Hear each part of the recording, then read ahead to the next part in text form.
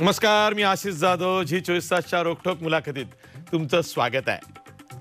केंद्रानं नवं कृषी धोरण आखणारी 3 विधेयकं मंजूर करून घेतली.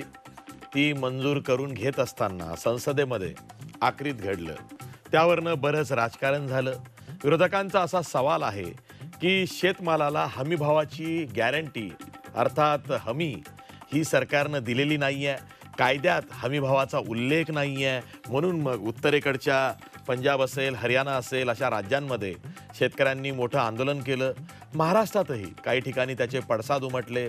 शरद पवारांसारखे जे विरोधक आहेत, ज्यांनी आधी या विधेयकावरती कुठलंही भाष्य केलं नव्हतं, केवळ विश्वासात घेतलं नाही, एवढीच भूमिका राष्ट्रवादी काँग्रेसच्या वतीनं मांडण्यात आली होती, त्या शरद पवारांनी सुद्धा नंतर असं म्हटलं की कायद्यामध्ये हमीभावाचा उल्लेख नाही आहे. जर का हमीभावाचा उल्लेख कायद्यात नसेल तर मग शेतमालाला हमीभाव देणार कोण? खाजगी व्यापारी देतील, राज्य सरकार देईल, किंवा हमीभाव दिला गेला नाही तर मग हमीभावाच्या रकमेचा जो फरक आहे तो फरक किंवा ती जी फरकाची रक्कम आहे ती नेमकी कोण अदा करणार?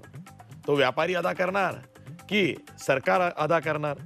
त्यामुळं केंद्राचे कायदे आहेत, राज्य सरकारांना त्याची अंमलबजावणी करायची आहे. बराच वाद आहे. याच निमित्तानं आपल्यासोबत बोलण्यासाठी आणि पहिल्यांदा केंद्र सरकारची भूमिका झी 24 तासवर मांडण्यासाठी केंद्रीय अन्न आणि नागरी संरक्षण मंत्री राज्यमंत्री रावसाहेब दानवे आहेत. सर, या मुलाखतीत तुमचं स्वागत आहे. पहिला प्रश्न तोच आहे की केंद्र सरकारची नव्या कृषी धोरणाला घेऊन भूमिका काय? या विधेयकांमधून ती नीटशी स्पष्ट झाली नाही. विरोधकांनीही आक्षेप घेतला की ॲटलिस्ट तुम्ही सर्व पक्षांना विश्वासात तरी घ्यायला हवं होतं. केंद्र सरकारची भूमिका काय?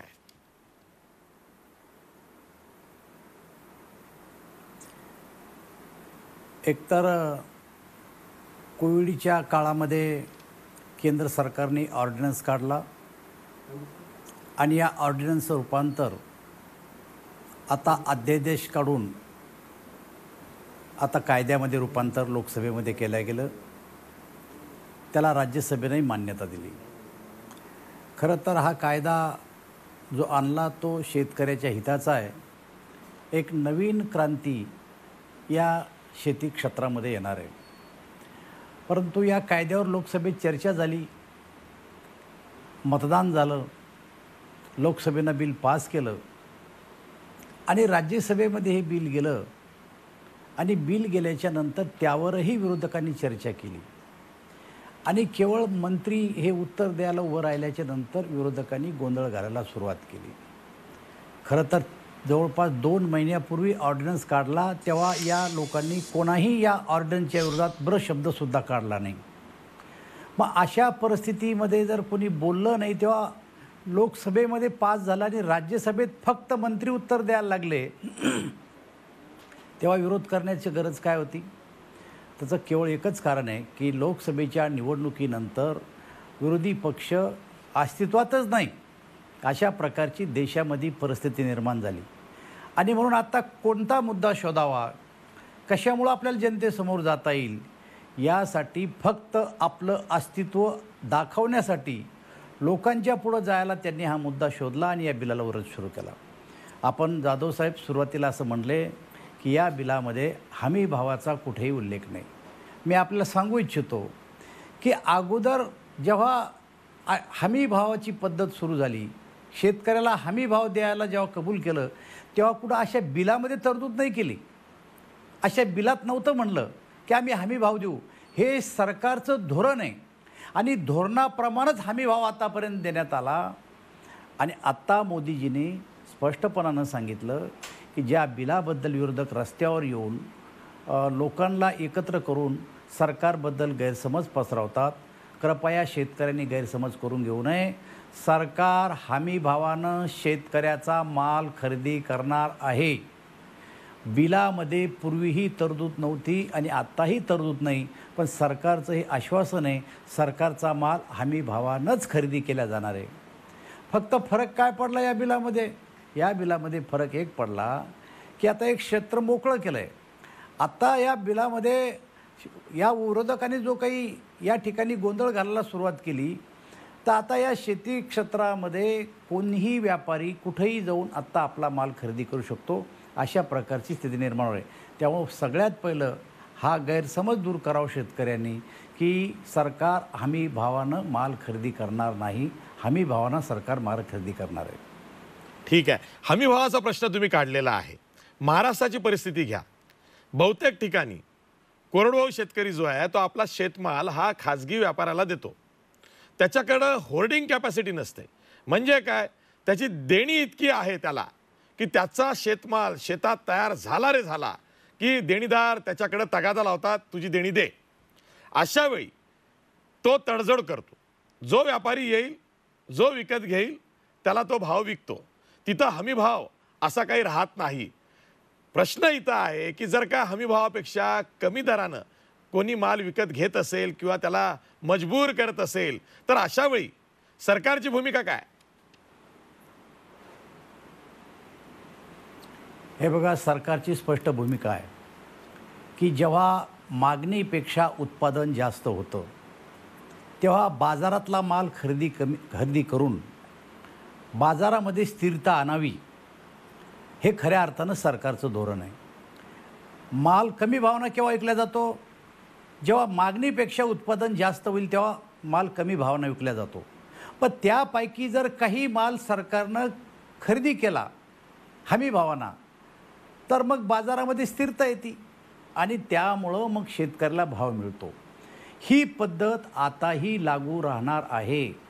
आता आपल्या महाराष्ट्र राज्यामध्ये मक्काची खरेदी केली, 25 लाख मेट्रिक टन मक्का खरेदी केला गेला.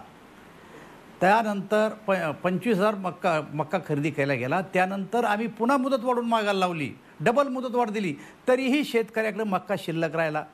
मी स्वतः या खात्याचा मंत्री असताना राज्य सरकारला विनंती केली की तुम्ही मक्काची खरेदी करायला पुन्हा केंद्राकडे परवानगी मागा, माझ्याच खात्याच्या अंतर्गत आहे, मी तुम्हाला परवानगी देतो. परंतु राज्य सरकारने परवानगी मागितली नाही. केंद्र सरकारच पैसे देतं आणि राज्यांनी फक्त ती खरेदी करायची. तरी महाराष्ट्र राज्यामध्ये मक्का खरेदी केली गेली, चना खरेदी केला, तूर खरेदी केला. मुळामध्ये गहू आणि तांदूळ आपल्याकडे खरेदी केल्या जात नाही कारण त्याचं उत्पादनच कमी असल्यामुळं. प्रामुख्यानं हा प्रश्न निर्माण होतो पंजाब आणि हरियाणा, मध्य प्रदेश सारख्या राज्यामध्ये. आपल्याला आपली रिक्वायरमेंट आहे 8 लाख मेट्रिक टन, आपण खरेदी करतोय 8 लाख मेट्रिक टन. आपल्याला लागते 25 लाख मेट्रिक टन. आपण उर्वरित जो माल आहे तो पंजाब, हरियाणा आणि मध्य प्रदेशामधून आणतोय. तो प्रश्न आपल्याकडे फार गंभीर नाही आहे. पण मक्का, हरभरा आणि यावर्षी तूर केंद्र सरकारनं खरेदी केली. हे फक्त खरेदी करतात, पैसे मात्र केंद्र सरकार देतं. पण केंद्र पैसे देत असताना सुद्धा राज्य सरकार आपली यंत्रणा लावून जर शेतकऱ्याचा माल खरेदी करत नसेल आणि केंद्राच्या बिलाच्या विरोधात जर का ते राज्यामध्ये वातावरण खराब करत असेल तर मला असं वाटतं हा दोष केंद्राचा नाही, हा दोष राज्याचा आहे. सर, 3 महिन्यापूर्वी अध्यादेश काढले गेले आणि कोणताही अध्यादेश काढल्यानंतर 6 महिन्याच्या आत संसदेमध्ये विधेयक सादर करून त्याला कायद्याचं स्वरूप द्यावं लागतं. ती प्रक्रिया केंद्र सरकारनं या संसदेच्या अधिवेशनात पूर्ण केली. मला एवढाच प्रश्न विचारायचा, आज अनेक विरोधी पक्ष म्हणजे जे एनडीएचा भाग नाही ते म्हणतायत की आम्हाला केंद्र सरकारनं विश्वासात घेतलं नाही. सरकारकडं खरंच एवढा वेळ नव्हता की सर्व पक्षांना विश्वासात घेण्यासाठी? कारण संयुक्त चिकित्सा समितीकडं विधेयक पाठवा असा सर्वांचा आग्रह होता, तो तर पाळला गेला नाही. सरकारनं 3 महिन्यात मग काय केलं?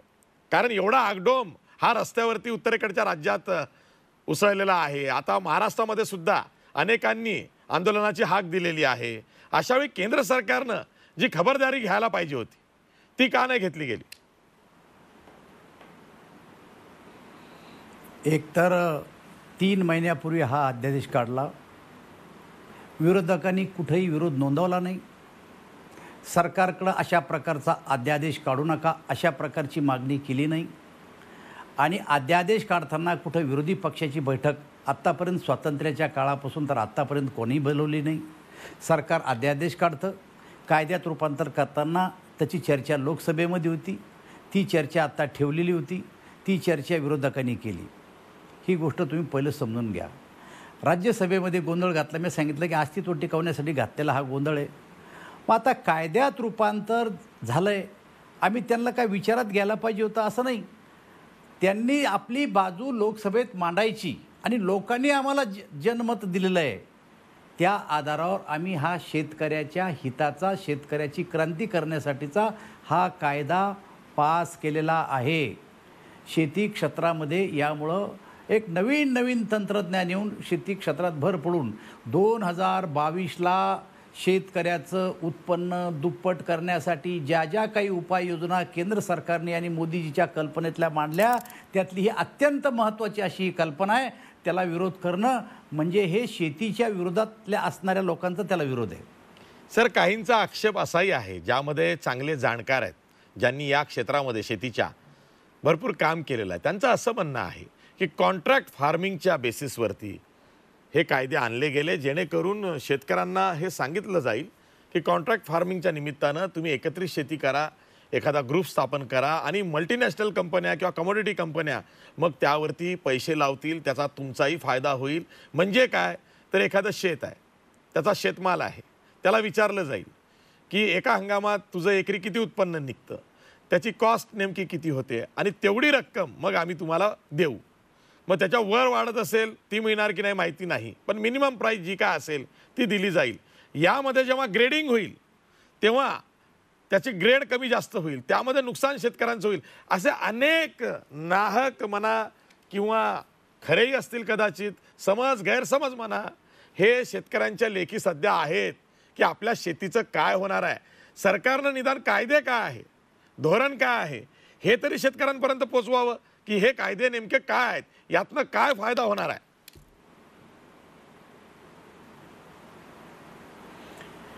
आता लोकसभेमध्ये आणि विधानसभेमध्ये हा कायदा पास झाला. या कायद्याच्या विरोधामध्ये शेतकऱ्यांमध्ये, जनतेमध्ये, आपल्या सगळ्यांच्यामध्ये विरोधकांनी एकत्र येऊन गैरसमज पसरवायला सुरुवात केली. तुम्ही म्हणता ती गोष्ट खरी आहे की या कायद्याबद्दल लोकांना ज्ञान नाही आहे. जे काही कायदे तयार होतात त्या बिचाऱ्या शेतकऱ्यांना सगळ्याच कायद्याचं ज्ञान असतं असं नाही आहे.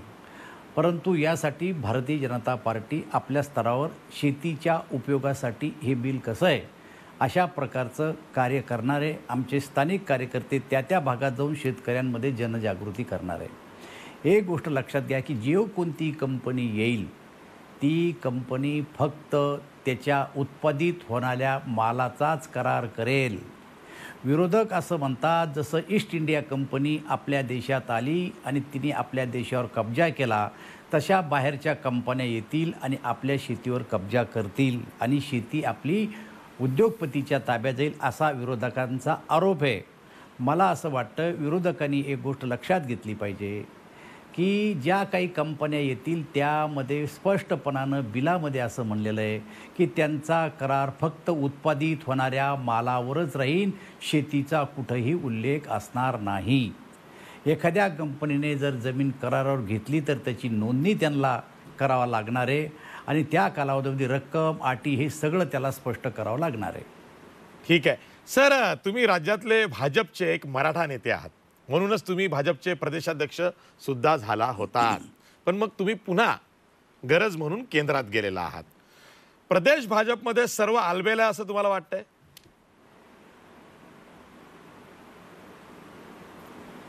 भारतीय जनता पार्टीमध्ये केंद्रात असू द्या की राज्यात असू द्या एकदम आलबेल आहे. कुठल्याही प्रकारचा शंका घेण्यासारखं तुमच्यासारख्याला कारण नाही आहे. आणि तेव्हा पक्ष चालवत असताना सगळा पक्षाचं संतुलन ठेवलं जातं आहे. आमचे प्रदेशाध्यक्ष चंद्रकांत दादा पाटील आहे, विरोधी पक्षनेते देवेंद्रजी फडणवीस आहे. मला असं वाटतं की आमच्या पक्षात कुठेही वादविवाद नाही आहे. ठीक आहे, एकनाथ खडसेंचं प्रकरण पुढं आलं त्यानिमित्तानं मी तुम्हाला हा प्रश्न विचारला आहे की एकनाथ खडसे कदाचित महाविकास आघाडीच्या संपर्कात आहेत, त्यांच्या संदर्भात पक्षांमध्ये बैठका होत आहेत की जळगाव पट्ट्यामध्ये जर का एकनाथ खडसेंसारखा मोहरा आपल्या पक्षाला किंवा आपल्या पक्षाच्या गळाला लागला तर त्याचा फायदा आपल्याला उठवता येईल. तुम्ही जेव्हा प्रदेशाध्यक्ष होतात तेव्हा प्रत्येक वेळेस एकनाथ खडसेंची समज काढली. आता त्यांची समज कोणी काढत नाही असा आक्षेप त्यांचाच आहे.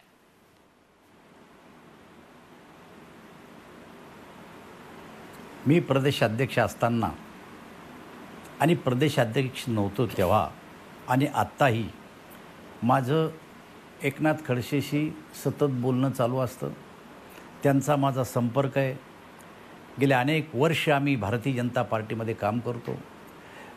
त्यांनी महाराष्ट्राच्या विधानसभेमध्ये विरोधी पक्षपदाची जबाबदारी अत्यंत चांगली पार पाडली. पक्षाचं नाव त्यांनी त्या ठिकाणी उंचीवर नेलं. मंत्री म्हणून त्यांनी चांगलं काम केलं.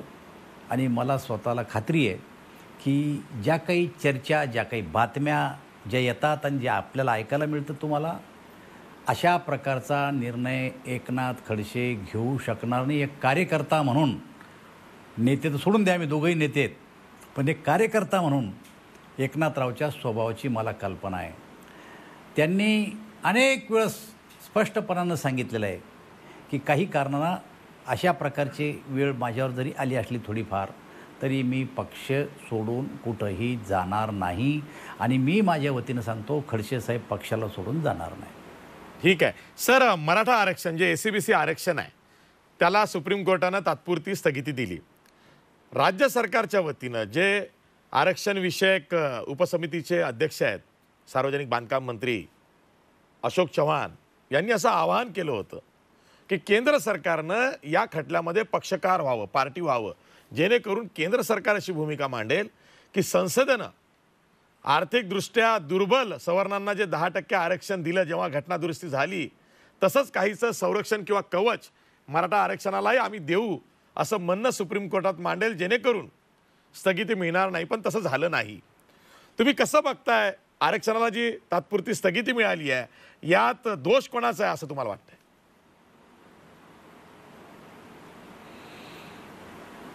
एकतर अशोक चव्हाण माझे खूप चांगले मित्र आहेत. ते मराठवाड्यातले आहेत, राज्याचे मुख्यमंत्री होते, माझ्यासोबत लोकसभेमध्ये होते. त्यांना आता मराठा आरक्षणासाठी मोहरा केलं आहे. खरं तर त्यांचा बळीचा बकरा केला आहे. मराठा आरक्षण टिकवणं केवळ एकट्या अशोक चव्हाणाची जबाबदारी नाही, तर हे अमर अकबर अँथनीचं जे सरकार आहे ना, 3 पक्षाचं, या तिघांची मिळून एकत्र जबाबदारी होती. भारतीय जनता पक्षाचं सरकार असताना कोर्टाने त्यावेळेस त्याला स्थगिती दिली आरक्षणाला.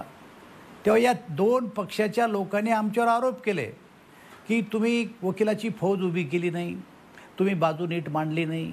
खरं तर आमचं सरकार येण्याच्या अगोदरच हिअरिंग झाली होती आणि फक्त निकाल आमचा सरकार आल्यावर लागला. आमचा काही रोलच नव्हता. पण तरीही आमच्या सरकारनं, मी प्रदेशाध्यक्ष असताना भारतीय जनता पक्षाच्या प्रदेश कार्यकारिणीमध्ये आम्ही एकमुखी ठराव केला की मराठा समाजाला आरक्षण मिळालं पाहिजे. विधिमंडळामध्ये आमच्या सरकारनं ठराव केला की मराठा समाजाला आरक्षण दिलं पाहिजे.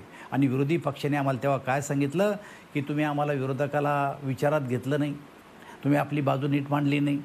आज यांनी काय केलं मला सांगा, तामिळनाडूमध्ये सुद्धा 50%पेक्षा जास्त आरक्षण दिलं गेलं. पण तामिळनाडूची केस कोर्टात गेल्याच्या नंतर कोर्टाने पूर्ण पीठाकडे पाठवलं, पण आरक्षणाला स्थगिती दिली नाही. त्या उलट महाराष्ट्रात विधिमंडळानं दिलेलं आरक्षण किंवा राज्य सरकारनं दिलेलं आरक्षण, ते आरक्षण पूर्ण पीठाकडे पाठवा अशी सरकारनं पिटिशन केलं. पिटिशन पाठवलं आहे पूर्ण पीठाकडं, पण स्थगिती कशी दिली? तामिळनाडूला स्थगिती दिली नाही आणि महाराष्ट्राला स्थगिती दिली. तामिळनाडू पूर्ण पीठाकडे गेलं, महाराष्ट्र पूर्ण पीठाकडे गेलं. याचा अर्थ तामिळनाडू यशस्वी ठरतं आणि महाराष्ट्र यशस्वी होऊ शकत नाही. ह्या सरकारचा पूर्णपणानं नाकर्तेपणा आहे. आणि सरकारनं जर नीट बाजू मांडली असती तर मराठा समाजाच्या आरक्षणाला सुप्रीम कोर्टानं स्थगित न देता पूर्ण पीठाकडे पाठवलं असतं तामिळनाडूसारखं. पण आत्ता मला सांगा, आता याच्यामध्ये केंद्रानं पार्टी व्हावं, हे का केंद्रानं दिलेलं आरक्षण आहे? हे तर राज्यानं दिलेलं आरक्षण आहे. अरे आम्ही तर कायदेशीर आरक्षण दिलं. पण तुम्हाला माहिती आहे का, 2014च्या निवडणुकीमध्ये काँग्रेस आणि राष्ट्रवादी काँग्रेसनं सपाटून मार खाल्ला. आणि आता तरी आपण विधानसभेत मार खाऊ नये म्हणून घाई गडबडीमध्ये नारायण राणे समितीची नियुक्ती केली आणि आरक्षण जाहीर करून टाकलं. अहो, समितीनं आरक्षण नसतं दिलं जात. त्यासाठी मागासवर्गीय आयोगाची स्थापना करावी लागते. हे सगळ्या काँग्रेसच्या ज्येष्ठ नेत्याला माहिती आहे, राष्ट्रवादीच्या ज्येष्ठ नेत्याला माहिती आहे. मग समितीने म्हणून आरक्षण दिलं कोणाला? मुस्लिम समाजाला आणि मराठ्याला. अरे धर्मावर आधारित कुठं आपल्या घटनेमध्ये आरक्षण देता येत नाही. पण त्यांना माहिती आहे विधानसभेच्या निवडणुका होऊन जाऊ द्या, एकदा जिंकू द्या आणि मग नेचं पाहून घेऊ आरक्षणाचं काय. तर पण आम्ही मागासवर्गीय आयोगाची स्थापना केली, आयोगाचा रिपोर्ट घेतला आणि कायद्यामध्ये बसून त्याला आरक्षण दिलं आणि यांनी ते टिकवलं नाही. हा या सरकारचा नाकर्तेपणा आहे. याचा केंद्राशी काहीही संबंध नाही.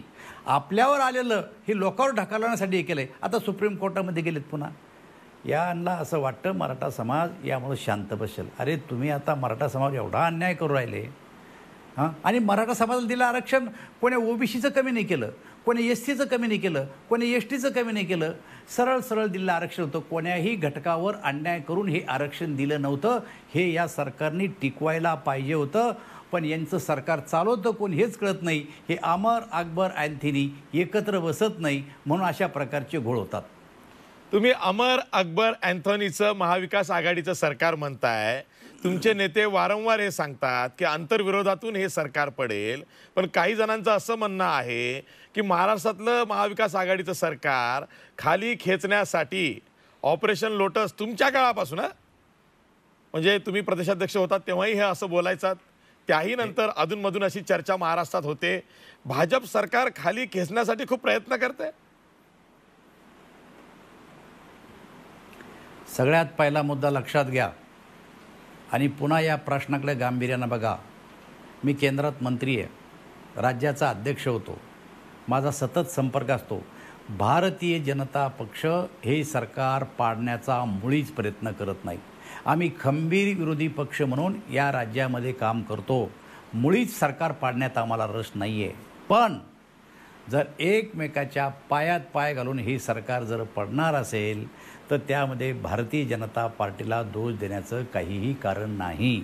या सरकारनं लोकहिताचे जनहिताचे कामं करावेत आणि आमच्या सरकारनं पूर्वीच्या ज्या चांगल्या योजना चालू केल्या त्या बंद न करता त्यामध्ये अजून बजेटची तरतूद करून हे सरकार त्यांनी चालवा असा आमचं त्यांना पूर्ण पाठिंबा आहे. पण त्यांच्या पायात पाय गुंतून पडलं तर त्याला आमच्यावर दोष देऊ नये हे आमचं स्पष्ट मत आहे. पण तुमच्यापर्यंत काय अशी माहिती आहे का की पायात पाय अडकवले जात आहेत तिन्ही पक्षांकडून? आमच्याकडं जी माहिती आहे त्यात तुमच्या चॅनलवर काय सांगायची आम्ही.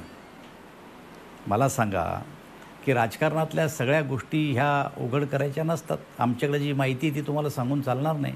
पण एक मात्र सांगू इच्छितो तुम्हाला की हे तिघही समाधानी नाही आहेत. सरकार चाललं आहे, सरकार लोक चालवतात. बघा 2 वर्षापूर्वी गेल्या वर्षी आमचं सरकार असताना अतिवृष्टी झाली, आम्ही अतिवृष्टीचे पैसे दिले. दुष्काळ पडला, आम्ही दुष्काळाचे पैसे दिले. आम्ही विम्याचे पैसे दिले. आम्ही कर्ज माफ केलं. आता एवढी अतिवृष्टी महाराष्ट्रात झाली, गेल्या 20 वर्षात एवढी अतिवृष्टी झाली नाही, शेतकऱ्याचं नुकसान झालं. पण अजून कोणत्याही जबाबदार या सरकारमधल्या माणसांना असं म्हणलं नाही की जा पंचनामे करा आणि त्वरित शेतकऱ्याला नुकसान भरपाई द्या. अजून या तिघातलं एकही बोललेलं नाही. मला सांगा काय शेतीचं नुकसान झालं नाही, अतिवृष्टी झाली नाही? मग या सगळे जे प्रकार आहेत याचा अर्थ हे तिघं एकत्र बसत नाहीत. एकत्र जर बसले तर या सरकारामध्ये सुद्धा शेती क्षेत्रातली माहिती असणारे आणि शेतकऱ्याची जाण असणारे लोक आहेत. पण बसत नाही, त्याला नाईलाज आहे आमचा. आणि म्हणून ह्या सरकारबद्दल आम्ही बोलल्यापेक्षा आता लोकच बोलायला लागलेत खाली. ठीक आहे. रावसाहेब दानवे, तुम्ही वेळात वेळ काढलात. खरं तर आज लोकसभा संध्याकाळी सुरू झालेली आहे, कामकाज सुरू आहे. तुम्ही तुमच्या दालनात येऊन घाईघाईत ही मुलाखत वेळेवर दिली त्याबद्दल धन्यवाद. हे होते केंद्रीय मंत्री रावसाहेब दानवे, महाराष्ट्रातले एक ज्येष्ठ भाजपचे नेते. त्यांनी सविस्तर आपल्या प्रश्नांना उत्तरं दिलेली आहेत. आपण इथेच थांबूया. पाहत राहा झी 24 तास. रहा एक पाऊल पुढे.